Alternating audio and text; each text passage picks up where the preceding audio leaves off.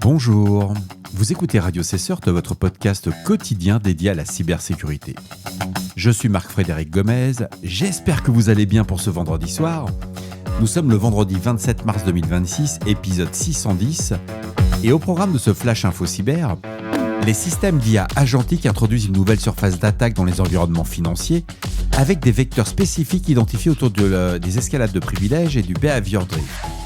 Le rootkit Linux Voidlink fait l'objet d'une analyse technique approfondie par Elastic Security Labs, architecture hybride LKM eBPF, 4 générations de développement assistées par LLM, Canal C2. Des acteurs cybercriminels exploitent des cloud phones pour contourner les systèmes de device fingerprinting des applications bancaires mobiles, combinant social engineering et auto-reset push payment fraud.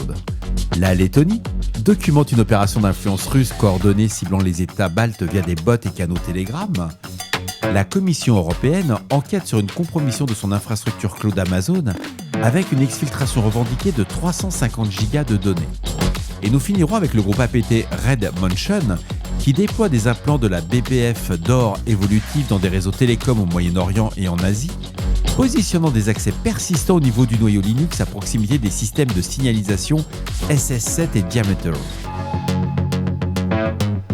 Un article du blog de sécurité d'AWS qui explique le déploiement de systèmes d'IA agentiques dans les services financiers, qui introduit une surface d'attaque émergente distincte des systèmes traditionnels.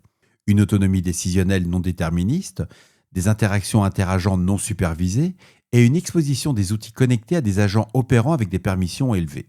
Les vecteurs identifiés incluent le privilege escalation via des agents mal scopés, la manipulation de contexte dans les workflows multi-agents et le comportement drift, dérive silencieuse du raisonnement d'un agent sans déclenchement d'alerte classique.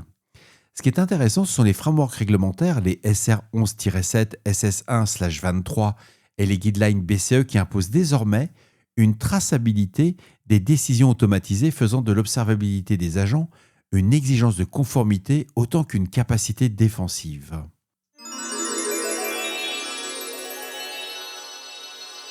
Selon Elastic Security Labs, le framework malveillant Linux Voidlink attribue à un acteur sinophone embarque un rootkit hybride combinant un loader kernel module et un programme eBPF, architecture rarement observée dans la nature. Le LKM assure le hooking des syscalls via du ftrace, le masquage de processus et un canal C2 cover en ICMP avec une rotation de clés à la volée. Le composant eBPF prend en charge le masquage des connexions réseau face à des SSBPF Probe Write Reuser. C'est juste une dinguerie. Il va manipuler directement des buffers Netlink en espace utilisateur. Et ce qui est incroyable, c'est l'analyse du code source qui relève 4 générations de développement itératif assisté par des LLM, abaissant significativement la barrière d'entrée pour la production de rootkit kernel. Les infrastructures opérateurs identifiées sont hébergées sur Alibaba Cloud.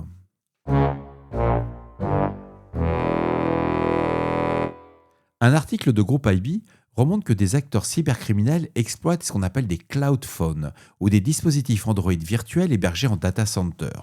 Ils servent à contourner les systèmes de détection de fraude des applications bancaires mobiles et ces environnements reproduisent fidèlement les empreintes matérielles comportementales et de télémétrie des appareils légitimes.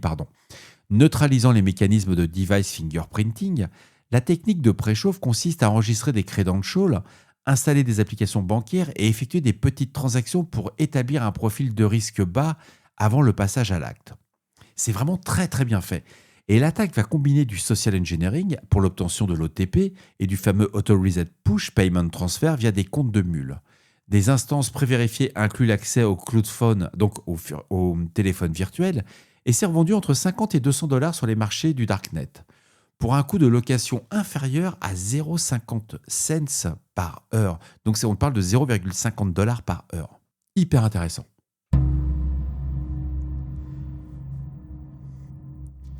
The Record nous informe que le ministère de la Défense letton a documenté ce vendredi une campagne de désinformation russe coordonnée ciblant les 3 États baltes.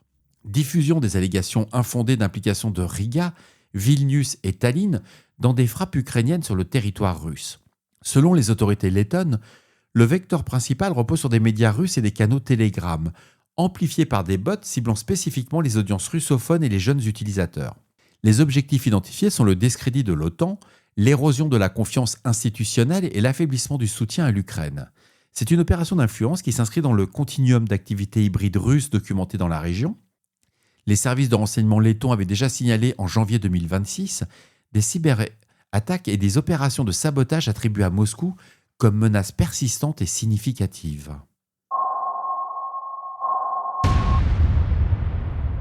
Selon Bleeping Computer, la Commission européenne est en cours d'investigation suite à une compromission de son infrastructure cloud Amazon.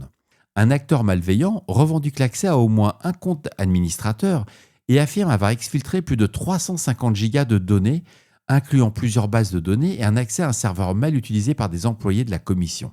Des captures d'écran ont été fournies comme preuve et l'attaquant déclare ne pas avoir d'intention d'extorsion et envisage une publication ultérieure des données. L'incident intervient 2 mois après une première brèche sur la plateforme de gestion des appareils mobiles de l'institution, liée à des vulnérabilités d'injection de code dans Ivanti EPMM.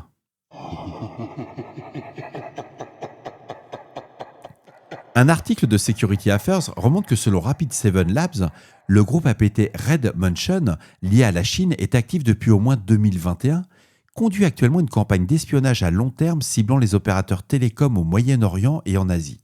Le vecteur d'intrusion initiale passe par des services exposés sur des équipements périmétriques, dont des équipements de bordure, VPN, firewall, hôtes de virtualisation, avant un déploiement de la BPF DOR, une backdoor kernel level Linux activée uniquement sur réception d'un magic packet dissimulé dans du trafic HTTPS légitime.